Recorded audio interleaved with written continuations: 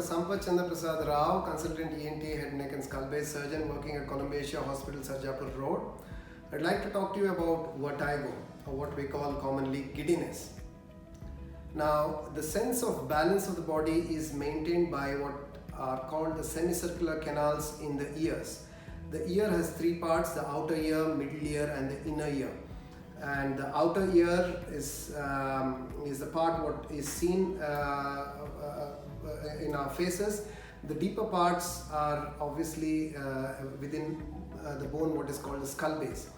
So the inner ear has what are called the semicircular canals. These are three canals which are at perpendicular positions to each other, and there are nerves arising from each of these canals that go through a small canal in the skull base called the internal auditory meatus, and from there on into the brain.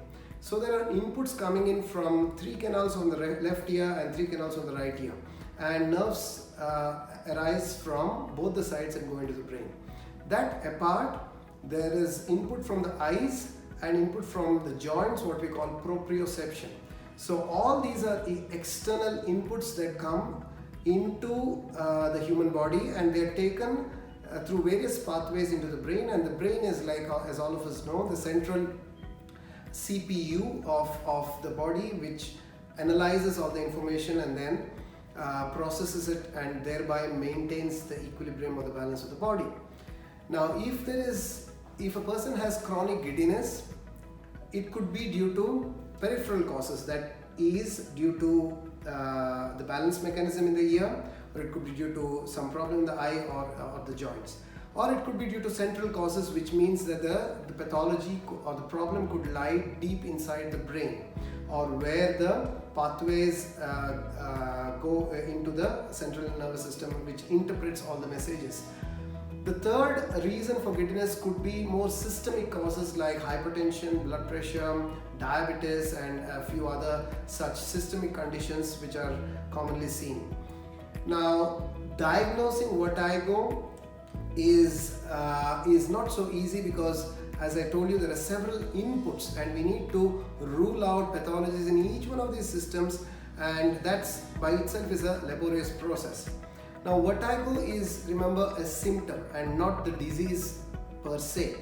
Just like how fever can be a symptom in several diseases like malaria, typhoid, dengue or whatever, vertigo can be a manifestation, or it is a manifestation, it is a symptom of a malfunctioning organ, whether it is the peripheral system, that is, as I told you, the three semicircular canals, the proprioception, or the central nervous system itself. To diagnose vertigo, one needs to, the doctor in fact needs to take a very thorough history from the patient, and history taking itself will sometimes, a brief nature of the conversation itself will provide umpteen clues to where the problem lies. Once the history is fairly clear, or we have some leads in our clinical discussion, we then subject the patients to what is called a VNG machine, video tomography machine, which gives us more detailed evidence of which system is actually faulty.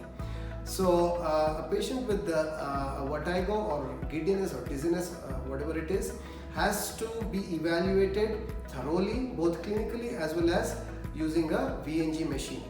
At the end of it, there could be several solutions to your problem, which could be both medical and not so often, I would say, surgical solutions as well. So, but yes, the right diagnosis always would mean that a positive cure or treatment can be made available to the patient for vertigo.